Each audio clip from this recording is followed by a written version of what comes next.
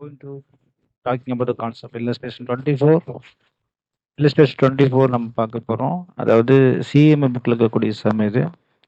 A product passes through three process A, B and C. Details of expenses incurred on the three process during the year 22 presenter. அதாவது ஒரு product வந்து 3 process வழியா finished குட்ஸாக மாறுது. நம்ம வந்து ஒரு டெக்ஸ்டைல்ஸாக கூட கன்சிடர் பண்ணலாம். டெக்ஸ்டைல்ஸில் ஒரு காட்டன் உள்ள வருதுங்க. காட்டன் வந்து நூலாக உருவாக்குனதுக்கப்புறம் சட்டையாக வந்து அதுக்கப்புறம் டையிங்லாம் பண்ணி அந்த ப்ராசஸ் வெளியே வந்து கடைசி நமக்கு ஒரு ஃபினிஷ்டு கிளாத்தாக கிடைக்கும். அதே போல் இவங்க ஒரு A process, B process, 3 process 3ஆக பிரிக்கிறாங்க. ஃபஸ்ட்டு உள்ள அதாவது 10,000 யூனிட் வந்து உள்ளே கொண்டு வராங்க. அந்த 10,000 யூனிட் வந்து எவ்வளோ செலவாகுதுன்னு பார்க்குறாங்க. ஒரு 10,000 யூனிட் உள்ளே கொண்டு வரும் பொழுது 10,000 ருபீஸு. இந்த 10,000 ருபீஸு என்னென்ன செலவாகுதுன்னு பார்த்தா 10,000, 30,000, 6,000. அதாவது sundry, materials, labour and direct expenses.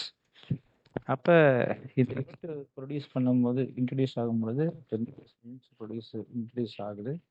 அதுக்கு செலவுகள் ஆகுது. அதுக்கப்புறம் இந்த டைரக்ட் எக்ஸ்பென்சஸ் எல்லாமே என்ன சொல்கிறாங்க, அவங்க management expenses 80,000 and selling expenses 50,000 சொல்கிறாங்க. பட் இதெல்லாம் வந்து ப்ராசஸ் அக்கௌண்ட்டுக்கு கொண்டு வரக்கூடாதுன்னு அவங்களே சொல்லிடுறாங்க. ஆக்சுவல் அவுட்புட் 9,100 யூனிட் வந்து வெளியே அவுட்புட் தள்ளுது. பிலேருந்து 5,400, சிலேருந்து 2,100 அவுட்புட் தள்ளுது வெளியே. 2/3 of the output process A and 1/2 of the output process B was passed on to the next process and the balance was sold. The entire output of process C was sold. The normal loss of the 3 processல வந்து அவன் calculate கொடுத்துட்டான். 5% loss ஆயிடுச்சு, 10% loss ஆயிடுச்சு, 20% loss ஆயிடுச்சு. இந்த loss of process A loss ஆயிடுச்சுல்வா, அது ஸ்கிராப்பாக தானே போகும். அப்போ லாஸ் ஆனதை வந்து ஸ்கிராப்பாக 2 ரூபாய்க்கு விற்கிறாங்க. பியில் வந்து 5 ரூபாய்க்கும், சியில் வந்து 10 ரூபாய்க்கு விற்கிறாங்க. நீங்கள் ப்ராசஸ் அக்கௌண்ட் போட்டுன்னு சொல்கிறாங்க. ரொம்ப ரொம்ப ஈஸியான சம், பேசிக் சம். ஆனால் பேசிக் சம் போடுறதுக்குலாம் ப்ராசஸ் அக்கௌண்ட் இப்படி தான் நான் புக்லேயே சொல்லி தந்துடுறேன், எல்லாம் கவனிங்க. அதுக்கப்புறம் நம்ம ஃபார்மேட்டில் ஏதாவது வேணும் உங்களுக்கு சொல்லித்தரேன். ஃபஸ்ட்டு வந்து இந்த ஸ்ட்ரக்சர் நீங்கள் எழுதிக்கணும். Particulars, units, rates and amount. அப்போ 10,000 யூனிட்டு கொண்டு வராங்க உள்ள. 100 ரூபான்ற வார்த்தை எங்கேயாவது சொல்லிக்கிறாங்கன்னு ஃபஸ்ட் செக் பண்ணி பார்க்கணும்.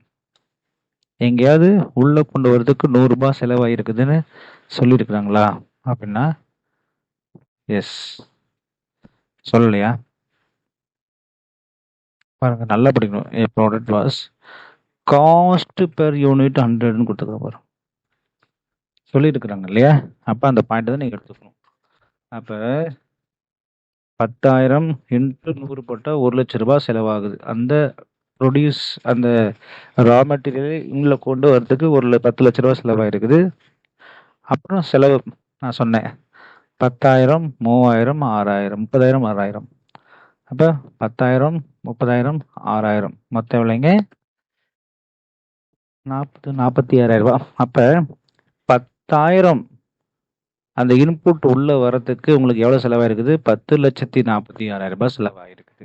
அப்புறம் சிம்பிளாக நம்ம வந்து என்ன செய்வோம்னா இப்படி தான் நம்ம போடுவோம். 10,46,000 டிவைடட் பை 10. எல்லாரும் இப்படி தான் போடுவோம் இல்லைங்க. 10,46,000 டிவைடட் பை 10,000. அப்போ 104.6. இதான் யூஸ்வலாக எல்லாமே போடுறது, தப்பு ஒன்றும் கிடையாது. ஆனால் இங்கே எப்படி மாற்றிக்கிறாங்கன்னு நான் சொல்ல வரேன். இந்த கணக்கில் ஒரு விஷயம் சொல்லிக்கிறேன். அப்நார்மல் லாஸ்ன்னு ஒன்று வருதுங்க சார். அதாவது இந்த நார்மல் லாஸ்ன்னு ஒன்று நடந்தே ஆகணுன்றாங்க. அதாவது ஒரு பிஸ்னஸில் நார்மல் லாஸ் நடக்கும்னா கண்டிப்பாக நடந்தே ஆகும். எப்படி பிஸ்னஸ் பண்ணாவே கண்டிப்பாக ஒரு மெட்டீரியல் வாங்கிட்டு வரீங்க. ஃபார் எக்ஸாம்பிள் கரும்பு. அப்போ சுகர் கேனை நீங்கள் கொண்டு வரீங்க. சுகர் கேன்லேருந்து நம்ம ஜூஸ் உருவாக்குறோம் இல்லைன்னா, அப்போ சுகர் கேன் வேஸ்ட் ஆயிடுச்சு. அந்த வேஸ்ட்டுன்றது இன்றியமையாதுன்னு சொல்லுவாங்க. சுகர் அப்படி நம்ம தர முடியாது. சுகர் பிழிஞ்சோடனே இந்த சக்கை போயிடும் இல்லையா, அந்த வேஸ்ட்டுன்னு சொல்கிறாங்க. அப்போ நார்மல் லாஸ், அது பேர் என்ன, நார்மல் லாஸ் ஆயிடுச்சு. அப்போ அந்த நார்மல் லாஸ் எவ்வளோன்னு பார்த்தீங்கன்னா தான் 5% சொல்கிறாங்க. அப்போ நார்மல் லாஸ் 5% அப்படின்னு சொன்னதுனால 5% சொன்னதுனால நம்ம இங்கே 5% அவனே போட்டிருப்பான். எதுலைங்க சார் 5%னா 10,000 5%. அப்போ 10,000த்துல 5%, அதான் 500 ரூபாய். சரி, அது எப்படிங்க சார் 2 ரூபா? அந்த லாஸ் எவ்வளோக்கு விற்கிறாங்க அவங்க? 2 ரூபாய்க்கு விற்கிறாங்கன்னு அவனே சொல்லிட்டான். அப்போ 2 ரூபாய்க்கு விற்றா எவ்வளோ ஆச்சுங்களுக்கு 10,000 ஆச்சு. அப்போ நம்ம என்ன செய்யணும்னா இந்த 10,46,000 ரூபாயில எவ்வளோ கழிக்கிறது அப்படின்னு பார்த்தா 1000 ரூபாய் கழிக்கணும் இல்லைங்க. 1000 ரூபாய் கழிங்க. குவான்டிட்டி எவ்வளோ வெளியே போயிடுச்சுன்னு சொல்ல வரீங்க? 500 ரூபாய். அப்போ 10,45,000 ரூபாய் 9,700. ஸோ அப்போ வந்து பார்த்தீங்கன்னா 10,45,000 வகுத்தல் 9,500. ஸோ 110 தான் வரும். அப்போ இங்கே ஆன்சர் கரெக்டாக புக் ஆன்சர்ஸ் 110 எப்படி இருந்துச்சு தெளிவாக சொல்லி கொடுத்தேன். கிளியரா? ஸோ இது வந்து ப்ராசஸ் 1. அடுத்தது ப்ராசஸ் 1 உங்களுக்கு போயிட்டு ப்ராசஸ் பி. ப்ராசஸ் பிக்குள்ள போகும்போது இங்க இன்னும் முடியல கணக்கு. ஏன்னா இங்க 10,000 இருந்துச்சு, இங்க 500 லாஸ் ஆயிடுச்சு. அப்ப 10,500 போச்சுன்னா 9,500 தான் இருக்கணும். ஆனா இங்க 9,500 தான் இருந்துச்சு, இல்லைன்னு சொல்ல முடியாது. கணக்குப்படி 9,500 தான். ஆனா இங்க எவ்வளோ அவுட்புட் கூட்ஸ் வெளியே போகுது அப்படின்னா என்ன சொல்றாங்க? A, the actual output of the 3 process was 9,300 units, 5,400 units and 2,100 units. அப்ப இங்க எவ்வளவுதான் போயிருக்கணும்? 9,300 யூனிட்ஸ் இல்லைங்க. 10,000 இருந்துச்சு சார், உங்கள்கிட்ட 10,000 இருந்துச்சு சார், 500 லாஸ் ஆயிடுச்சு சார். எவ்வளோங்க சார் இருக்குது இப்போ? 9,700. அது எவ்வளவுதான் போகுதுங்களா வெளியே? 9,300 தான் போகுதுங்களா சார்? எவ்வளோங்க? 9,300 தான் போதும். அப்ப 200 இன்னும் ஒரு லாஸ். இது நார்மல் லாஸ். இது ஏன்னா 9,500 இருந்திருக்கணும். ஆனா எவ்வளவு வெளியே போகுது? 9,500 அடுத்த ப்ராசஸ் போகுதுன்னா மிச்சம் இருக்கிற 200 லாஸ். அப்ப இதுவே என்ன சொல்லுவாங்க? அப் நார்மல் லாஸ். அப் நார்மல். இப்போ இந்த 200 அப் நார்மல் லாஸ். இதுக்கு என்ன ரேட்டை போடலாம் அப்படின்னு சொன்னீங்கன்னா ரேட்டை போட்டுருக்கோம் பாருங்க, 110 தான். எப்படி சார் 110? அதை நம்ம ஆல்ரெடி கண்டுபிடிச்சிட்டோமே. Cost per unit for except normal loss தவிர எல்லாத்துக்கும் நம்ம இந்த ரேட்டு தான் போட்டோம். நீ கண்டுபிடிச்சா இந்த காஸ்ட் பெர் யூனிட் தான் போடணும். அப்போ 200க்கு 110. ஸோ 22,000 ரூபா. கிளியர் ஆயிடுச்சா? அடுத்தது சார் அப்போ 9,500 இருந்துச்சு, 10,000 இருந்துச்சு, நல்லா கவனிங்க. 10,000 இருந்துச்சு, அதில் 500 போயிடுச்சு நார்மல் லாஸ். இது வந்து அப்நார்மல் லாஸ். இப்போ எவ்வளோ இருக்குது பேலன்ஸ்? 200. சரி, 200 அப்நார்மல் லாஸ். சரி, அப்போ எவ்வளோ தான் போயிடுச்சு? 9,300 தான் process. Next process actual output. Next process கூட அவன் சொல்லலை. அவன் என்ன சொல்கிறான்? Actual output of 3 process. இதில் 2/3 of the output process A and 1/2 of the process B was passed to the next process. அப்ப 9,100ல 2/3. சரி, 9,300ல 2/3. 9,300 into 2/3 எடுத்தீங்கன்னாவே 6,200 தான். இப்போ பாருங்க 6,200 அங்கே போயிருக்கு. அப்போ இங்கே எழுதி இங்கே 6,200 எப்படி அப்படின்னா 9,300ல 2/3 அப்படின்ட்டு நம்ம புரிஞ்சுக்கணும். உங்க தெளிவாக இங்கே எழுதுறேன். நீங்க 2/3 அளவு 6,200. இதுதான் transfer to next process. Next ப்ராசஸ்க்கு போகலாம். அதுக்கு எவ்வளவு? 110 ரூபா. அப்போ 6,200க்கு இன்ட்டு 110 போட்டால் 6,52,000. 200க்கு 110 போட்டாலும் 22,000 ப்ளஸ் ஒரு 1000 ப்ளஸ் ஒரு 6,82,000 ப்ளஸ் சரி 3,41,000 பிடிச்சா வச்சு. ஏன்னா எல்லாமே போச்சு 10,000 கவனிக்கணும். இங்கே எங்கேயே சொல்லி கொடுத்துருவேன். 10,000 ஃபர்ஸ்ட் நார்மலாஸ் 500 போச்சு, அப்நார்மலாஸ் 200 போச்சு, நெக்ஸ்ட் ப்ராசஸுக்கு 6,500 போச்சு. அப்போ மிச்சம் கொடுத்து 3,100. இந்த 3,100 அப்படின்றது என்னங்க சார்? ஏன் சார் பிஎன்ல கொண்டு வரீங்க? நான் சொல்லலை, கணக்கிலே சொல்லுது. என்ன சொல்றாங்க? இந்த என்டையர் அந்த balance was sold. Balance was sold. சோல்டுனாவே என்னதான் வித்தாச்சு, காசு நமக்கு வந்துருச்சு. பேலன்ஸ் எவ்வளோ சோல்டுன்னா உங்களுக்கு 3,200 வந்து வித்தாச்சு. வித்தாச்சுன்னா உங்களுக்கு காசு வந்துடும். அதான் இந்த சோல்டு. ஸோ நெக்ஸ்ட் ப்ராசஸ் 6,200 அப்படியே இங்கே வந்து நிற்கும். அந்த 6,200க்கு 110 எப்படி சார் எடுத்தீங்கன்னா அதே ரேட் தான். நம்ம ஆல்ரெடி கஷ்டப்பர் கண்டுபிடிச்சோம், நம்ம போட்டோம். Sunday materials, labours, direct expenses they have given. இங்கே ஆல்ரெடி கொடுத்துட்டோம். ஸோ அதை அப்படியே எடுத்து போட்டுரும். அப்போ 7,95,550. சி இப்போ இதோடைய டோட்டல் வந்து 6,200 தான் இருந்திருக்குது நண்பா. ஆனால் அடுத்த ப்ராசஸ்க்கு எவ்வளோ தான் போகுதுன்னு அவன் சொல்கிறாங்க 5,400. நார்மல் லாஸ் இங்கே இருக்குது. Normal loss 15%. அப்போ நீங்கள் 6,200 உள்ள வந்துச்சு இல்லவா? 6,200 15% நார்மல் லாஸ். அப்போ 6,200 15%ன்னு ஒன்று சொல்கிறீங்க. அப்போ 930 ரேட் எவ்வளவா? 5 ரூபான்னு அவனே சொல்லிட்டான். பி வந்து ரேட் 5 ரூபா. அப்போ 5 ரூபா. சரி, easy. But half of the process இங்கே என்ன சொல்கிறாங்க? 1/2 of the output process B was transferred to the next process சொல்கிறாங்க. அப்போ இங்கே எவ்வளோ சொன்னீங்க? 6,200 தான் இருந்துச்சு சார். இப்போ 6,200ல் 930 போயிடுச்சுங்க சார். இப்போ எவ்வளோ தான் இருக்குது? 5,270 தான் இருந்திருக்கணும் இல்லையா? ஆனால் இங்கே ஆக்சுவல் ப்ராசஸ்ன்னு ஒன்று சொல்கிறாங்க. எவ்வளோ சொல்கிறாங்க?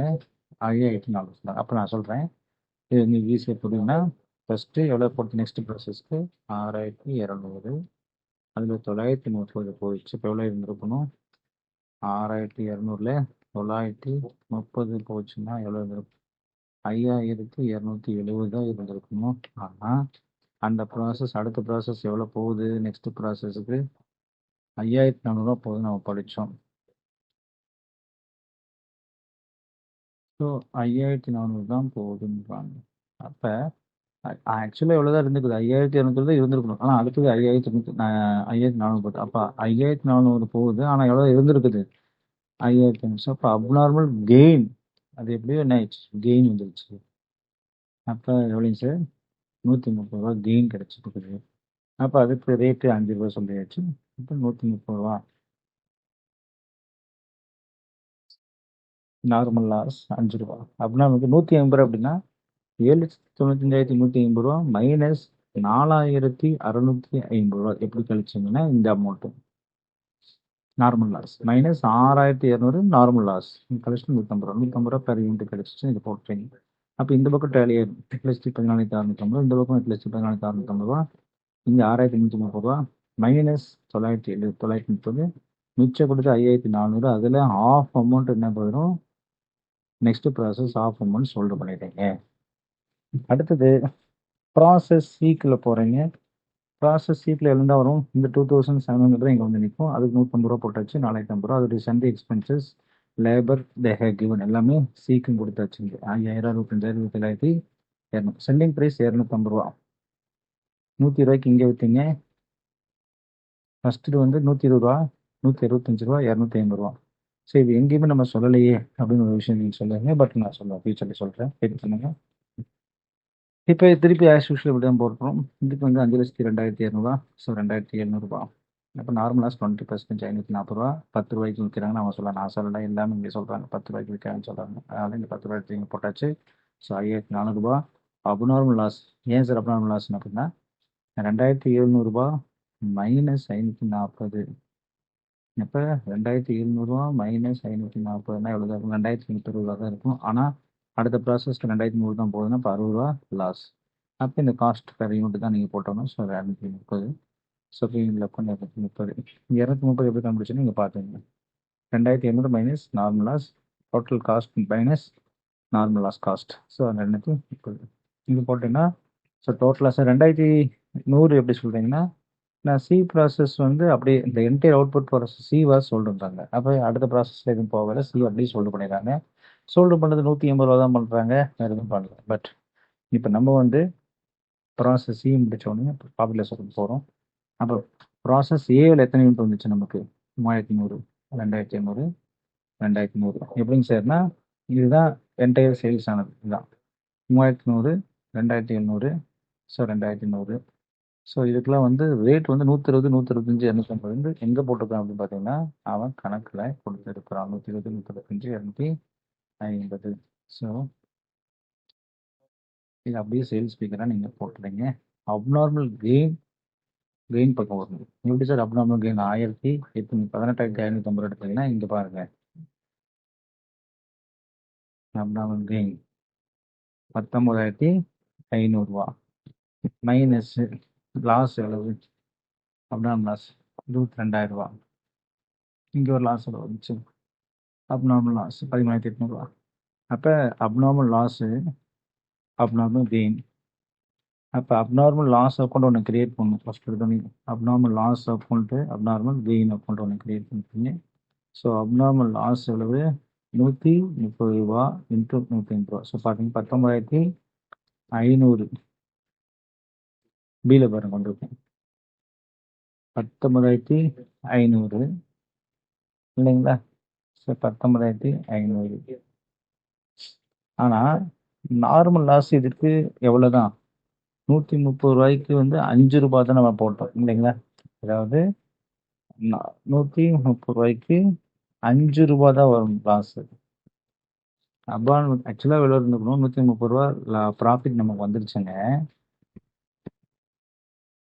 130 ரூபா இன்ட்டு 150, 1950 ரூபா. ஆக்சுவலாக நமக்கு நார்மலாக ஒரு லாஸ் நடந்திருந்தா என்ன தான் போடுவீங்க நீங்கள்? 5 ரூபா தான் போடுவீங்க. ஏன் 150 ரூபாய்க்கு போட்டுருக்கீங்கன்னா பிகாஸ் ஆஃப் அப்நார்மல். ஸோ இப்போ 5 ரூபா நடந்திருக்கும் நார்மல் லாஸ். அப்போ டிஃப்ரெண்ட் அமௌண்ட்டு 18,850 ரூபா. இது ஓகே. ஸோ அப்நார்மல் லாஸ் ஆக்சுவலாக என்ன நடந்துச்சு அப்படின்னு பார்த்தீங்கன்னா 200 200க்கு ஃபஸ்ட்டு பாருங்கள் 110 போட்டிருக்கீங்க. இந்த 200க்கு 110. ஆனால் நார்மலாக அன்றைக்கி நார்மல் லாஸுக்கு எவ்வளோதான் நீங்கள் விற்றீங்க? 2 ரூபாய்க்கு தான் விற்றுருக்கிறீங்க. அப்போ நம்ம நார்மலாக தான் இருக்கக்கூடியதாக எடுத்துக்கணும். நார்மலாக எவ்வளோக்கு விற்றுருக்கலாம்? நம்ம 2 rupees தான் நடந்திருக்கும். ஆனால் எனக்கு என்ன நடந்துச்சு? அப்நார்மலாக போய் உட்காந்துருச்சு. அதே மாதிரி ப்ராசஸ் சீலையும் பாருங்கள், நார்மல் லாஸ்க்குரிய அமௌண்ட்டு 10 ரூபா தான். நான் அப்நார்மல் 230 ரூபா எடுத்திருப்பீங்க. அப்போ அப்நார்மல் லாஸ்னும் போது 60க்கு 230. ஆனால் 60க்கு எவ்வளோ எடுத்துருக்கணும்? 10 தான் எடுத்துருக்கணும். புரியுதுங்கப்பா? இதுதான் வந்து ஆக்சுவல்.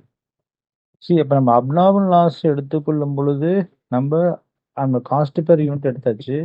ஆனால் நீங்கள் நார்மல் லாஸ் பெர் யூனிட் எடுத்துருக்கணும். அப்போ அதுக்குரிய டிஃப்ரெண்ட்டாக நீங்கள் பிஎன்எல் அக்கௌண்ட்டில் கொண்டு போகணும் அப்படின்றது எனக்கு முக்கியமான விஷயம். நம்ம எடுத்தோடனே இந்த ஆன்சரை பார்த்து அப்நார்மல் லாஸஸோட அமௌண்ட்டையோ அல்லது அப்நார்மல் கெயின் அடிக்கக்கூடாது. அப்நார்மல் லாஸ் அமௌண்ட்டு வந்து அப்நார்மலாக அது அட்லீஸ்ட் காஸ்ட் பெர் யூனிட்டில் போட்டிருப்பாங்க.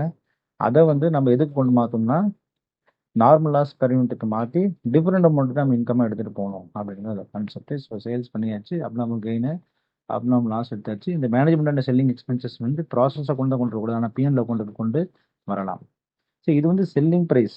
ஆனால் இதோடைய காஸ்ட் ப்ரைஸ்ன்றது வந்து பார்த்தீங்கன்னா இங்கே தான் இருக்கும். 3100க்கு 110, 2800க்கு 150, 2100க்கு 230ன்றது காஸ்ட் ப்ரைஸ். இது வந்து செல்லிங் ப்ரைஸ்ன்றது இன்க்ரீஸ் ஆகிட்டு இருக்கு.